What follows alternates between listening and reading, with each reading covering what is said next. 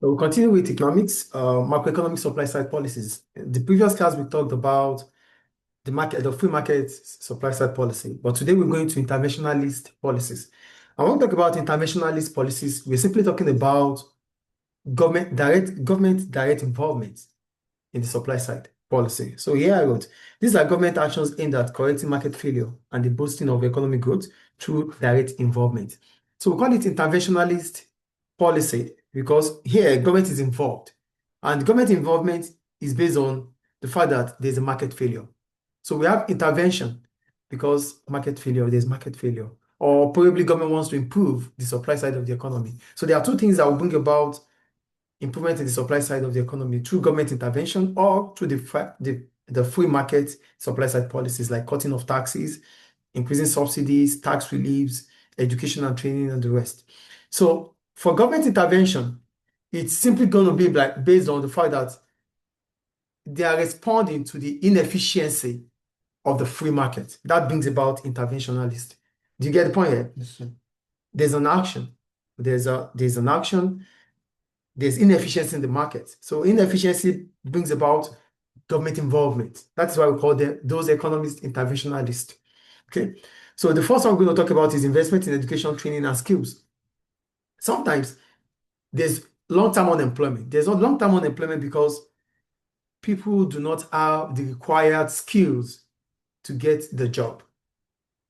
That could bring about long-term unemployment. So here it's a market failure. Then what should government do? Government has to intervene. So government intervention could come through education. So for education, I wrote, public spending on education is generally a significant proportion of total government spending for the economy. So the amount of money spent on education may impact on the supply of labor and therefore affect the supply side of the economy. However, education standards are also affected by what students learn and how they are taught. So an interventionist approach is for the government to set a curriculum, specify method, and then set targets to raise the standard. Education does not only lies in the wall of the school. It also includes what students are able to learn from their teachers. So it's not just having a big school or having a beautiful surrounding that makes education. The quality inside can also have impact in the supply of labor. So that's what they are saying here. So if the free market is unable to do that, based on the fact that the free market thinks more about profitability, government has to intervene through public spending on education. So the level of public spending on education might impact on the supply of labor in that economy. That is about education. I think it's clear. So when you look at it, most developed countries could spend more on public education than less developed countries. But whatever the case might be, whatever spending it is on public or on education, it has to come through public spending. I think it's clear. So if government is spending, government must also ensure that there's a scheme that check and balance the activities of the public sector, of the public educational system. Is it clear? Yes, sir. Great. That's about education. Then we have training. Training may lead to market failure as firms are responsible to train their own workers. This increases their cost, which means they may choose to provide less of or no training to their workers. This will affect the level of training for the whole economy. For this reason, government tends to intervene in the training market. This can be done through subsidies, setting up training schemes. However, economists argue that education and training are well effective in the free market. Therefore, government should allow the private sector to decide. So, training is another aspect that needs to be worked on. With training, it improves the skills of the workforce and it increases productivity. But most of the time, training is expensive for firms.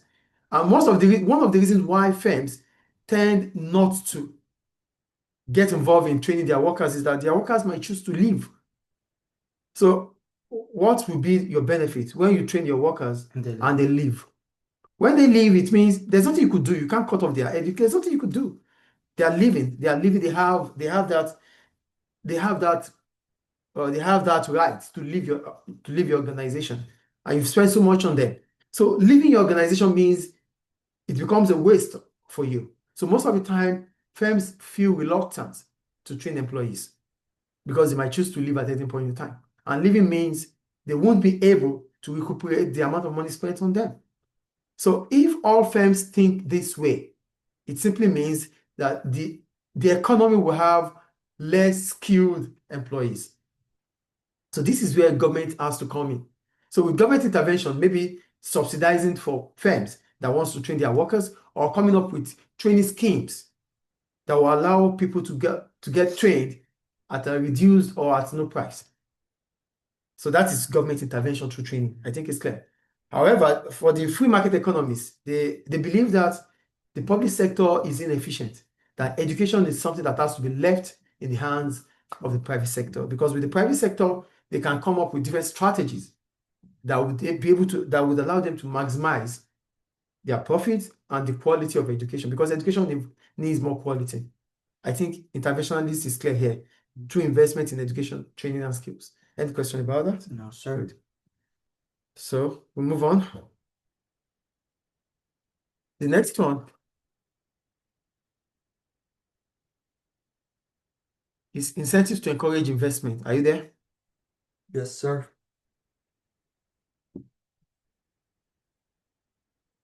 So here I wrote, government can encourage innovation through research and development, which may increase investment by using tax incentives or subsidies.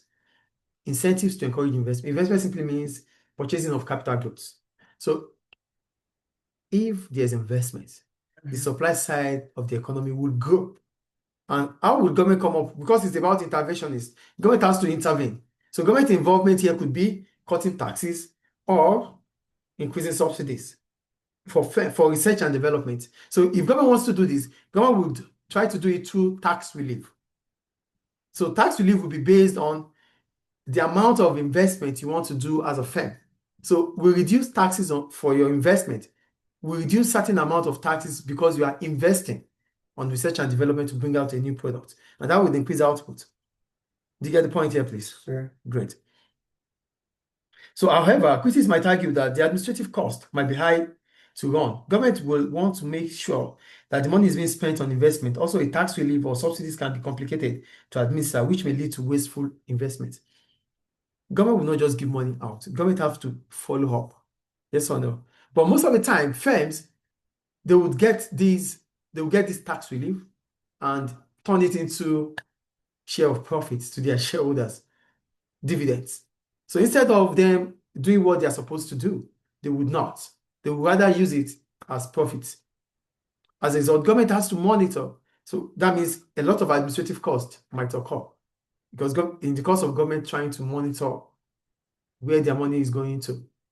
And that is government failure, increasing administrative cost. I think the point is clear about investment. Yes, sir. The next one is infrastructure investment. Are you there? Yes, sir. For infrastructure, I wrote, infrastructure is important when it comes to promoting economic growth. Lack of infrastructure brings about supply side constraints, such as high cost of transportation for firms due to poor road, poor health of workers due to lack of quality hospital, and so on. Therefore, investment in infrastructure is there to increase productivity and improve the economic performance of a country. So if government invests more on infrastructure, roads will be improved, electricity will be better, communication will be improved, health facility becomes better. All these might even attract multinationals to set up in the country, and that would increase output. However, investment in infrastructure may mean that public spending needs to be cut on other areas, or taxes need to be raised. Government doesn't have any money. No money comes from heaven. So it means whatever government have to spend, it has to come through taxpayers. So which means taxes might be increased, or there's going to be opportunity cost. Government won't be able to spend on other areas. I think it's clear. Yes, sir. Any question about that? No, sir. The fourth one.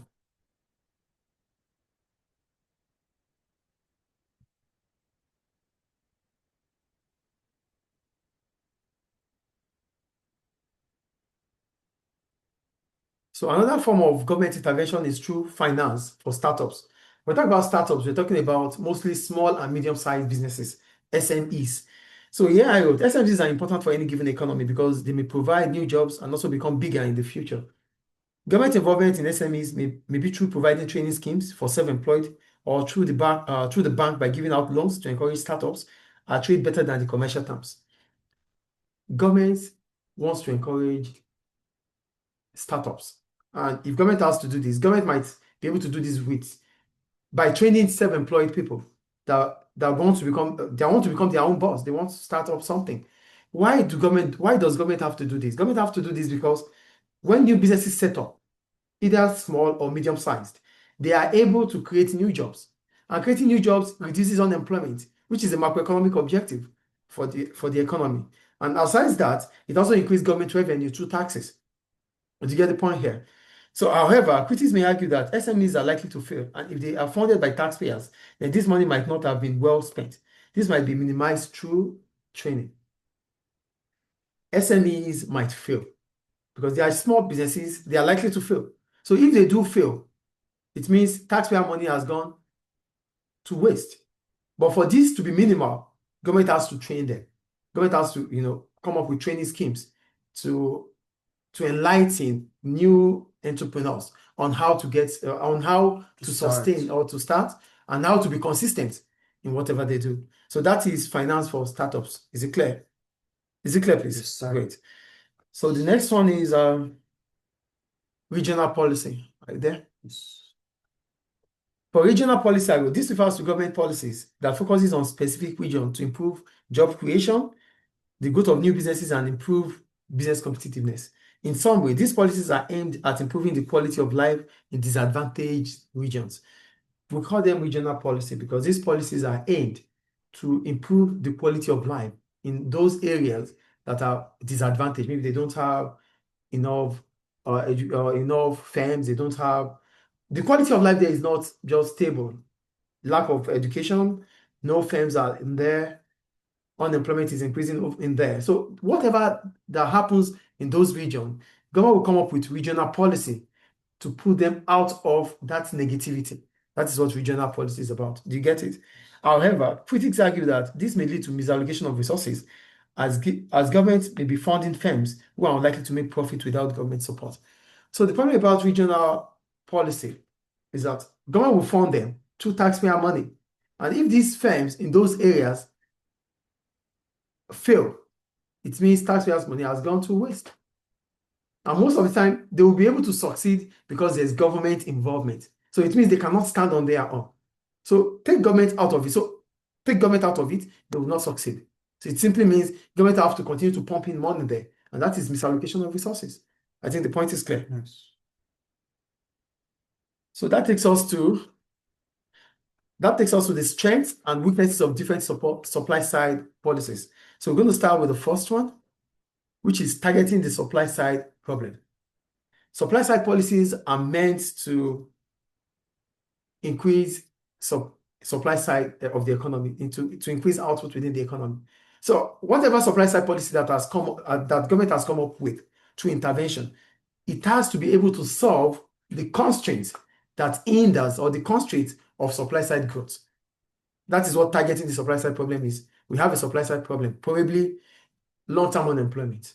So to solve long-term unemployment, government might have to reduce unemployment benefits. Do you get it? If it is based on the fact that people do not want to work as a result of getting heavy amount of money through unemployment or welfare benefits, so they choose not to work. So that's the problem, right? So government supply-side policy must be able to target that constraint by reducing or cutting unemployment benefits. Cutting unemployment benefits becomes an incentive for them to want to start working. So long-term unemployment will be solved. That is what targeting the supply-side problem is. If it was as a result of heavy amount of money that they do get from unemployment benefit. On the other hand, if there is long-term unemployment, based on the fact that people do not have the necessary skills or required skills to be engaged. So government can solve that through coming up with training schemes. Do you see what targeting unemployment or targeting supply side policy is here? That is on the side of the supply of labor. Now to the firms. Firms might reduce their output if taxes are increasing, because an increase in tax reduces their profitability. So they'll be discouraged to increase output, yes or no? So if government figure out that is the problem, then targeting the supply side problem will be the solution, which is what? Cutting taxes. So cutting taxes increases the profitability for firms. As a result of that, output will increase. So that is what targeting the supply side problem is. Any question about that? Yeah. The second one views about the role of the state. Are you there? Yes. Okay. For views about the role of the state, here we're talking about the conflict between the free market economists and the interventionist economists. Economists disagree about whether market-based policies or interventionist policies are most effective. The free market economists highlighted government failure. So for the free market economists, their own point is there's always going to be government failure. Therefore, government power starters, rules and regulations should be lessened. They should not be tight. Taxes should be cut to encourage investments, to encourage new setups, to encourage entrepreneurs. Taxes should be cut to encourage workers to want to work. So that is for the free market economist. On the other side, for the interventionist economist, they also point out that there's always going to be market failure. For the free market economist, their point of argument is that government intervention will bring about government failure. On the other side, the interventionist economists believe that leaving everything in the hands of the free market will bring about misallocation of resources or inefficient allocation of resources. And that would lead to market failure. So that means every now and then, there should always be government involvement in economic decisions. That is for interventionists. Is it clear? Yes. Any question about that? No. The next one, distribution of income. Are you there? Yes. For distribution of income, I wrote, some market-oriented supply-side policies lead to widening of the distribution of income. For example, reducing the power of trade union, eradicating minimum wages, cutting welfare benefits reduces income. So welfare, reducing welfare benefits reduces income. Cutting income or cutting welfare, yes, I talked about that. Reducing the power of the trade union means some workers will be vulnerable to employers, and that increases the wide gap between the rich and the poor. Free market economists would argue that rises in GDP caused by supply-side policies will benefit everyone, as there will be more jobs and higher incomes. But for the free market economists, they believe that a supply-side policy that increases GDP would increase the GDP per capita, because as soon as GDP increases, employment would, job opportunity would rise. And if job opportunity rises, the demand for labor would increase, which will bring about increase in wages. So for free economists, they argue that supply-side policies that brings about increase in GDP will never be a disadvantage to the income to anyone in the society. However, statistics in UK and US suggest that high income earners benefit mostly when there's a rise in GDP. So generally, when you look at it, when the GDP of a country increases, the most advantaged people are those that are high income earners. They are most advantaged compared to low income earners. I think the point is clear there. Yes. So the next one is, I think, that's distribution of income, right? Okay, so we go to the strength, the general now. So we're going to the strength and weakness of supply side policies. So we're going to strength and weaknesses of supply side policies in general, so which involve both interventionist and the free market. So here, the first one is economic growth. Supply side policies are designed to maintain or increase the rate of growth of the economy. Without supply side policies, the productive potential of an economy goes from LRAS1 to LRAS2. But with a successful supply side policy, the long-run aggregate supply curve is expected to shift rightward further from LRAS2 to LRAS3. Three. Sorry. Yeah. So the point about economic growth simply means the productive potential of the economy is increasing. And for that to happen, there's need for supply side policy. So any supply side policy that a successful supply side policy will increase the long-run aggregate supply. That is the point they're making here. So to shift it rightward from LRAS2 to LRAS3. Without supply side policies, it will shift from LRAS1 to LRAS2. That is the point. I think it's clear. Mm-hmm. That is economic growth. Now, we go to inflation. When you look at the supply side, the long-run aggregate supply curve, it is expected that the aggregate demand is constant. Yes or no? Yes. But an economy that is involved, that is growing, will mean that the aggregate demand curve will also shift rightward. So which simply means aggregate demand is expected to rise as the long-run aggregate supply curve is increasing, and that will bring about inflation. Do you get the point here? So there's inflation based on the previous graph, which shows that AD is constant, but a growing economy will have its aggregate demand increasing too. So this will in turn increase the price level, leading to inflation. So as soon as aggregate demand, as soon as the long-run aggregate supply is moving to the right, the aggregate demand is expected to move also because the economy is growing. And if the economy is growing, income is increasing. As income is increasing, demand for goods and services will also increase. That increases aggregate demand. So if the long aggregate supply is increasing at the same rate as the aggregate demand curve, to bring about increase in price level, and that will bring about inflation. I think the point is clear. Yes. So that's about inflation. Then the next one is unemployment, right? Unemployment. Supply-side policies are aimed at reducing unemployment and encouraging employment. However, increasing the long-run aggregate supply cannot reduce unemployment without a larger increase in aggregate demand.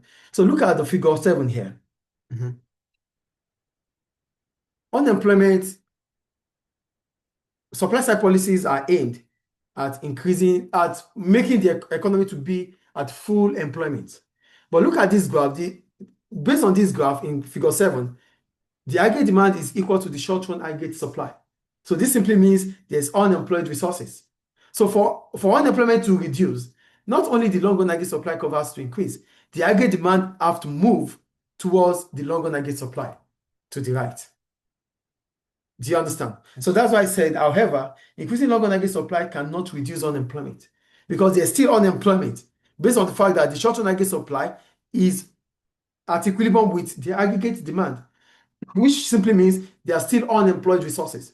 So for unemployed resources to be used, it means the aggregate demand has to move to the right towards the long-run aggregate supply. That is the only time that demand would increase within the economy and the demand for labor would increase. Is it clear? Any question about that? No. And the next one is the current account on the balance of payments.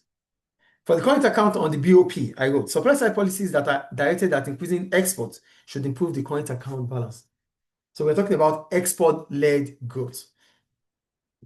So for supply side, if the government is aiming at increasing exports, so it means if it is successful, prices will become less. The country becomes internationally competitive. And as a result of that, the balance of payment current account is expected to improve. If it is at equilibrium, it becomes a surplus. And if it is in decline, it will improve. Is it clear? Yes. And the last one is distribution of income. We talked about distribution of income before now. I wrote, free market supply side policies tend to lead to widening of the distribution of income because some will gain more than others. So, yes, the GDP, an increase in GDP would increase the GDP per capita, yes. But the point is that the rich becomes richer and the poor, they might move out of poverty anyway from absolute poverty to relative poverty. But all in all, high income earners tend to gain more when it comes to economic growth. And that ends macroeconomic supply side policies. Any question, please? No, sir. Thank you. So we have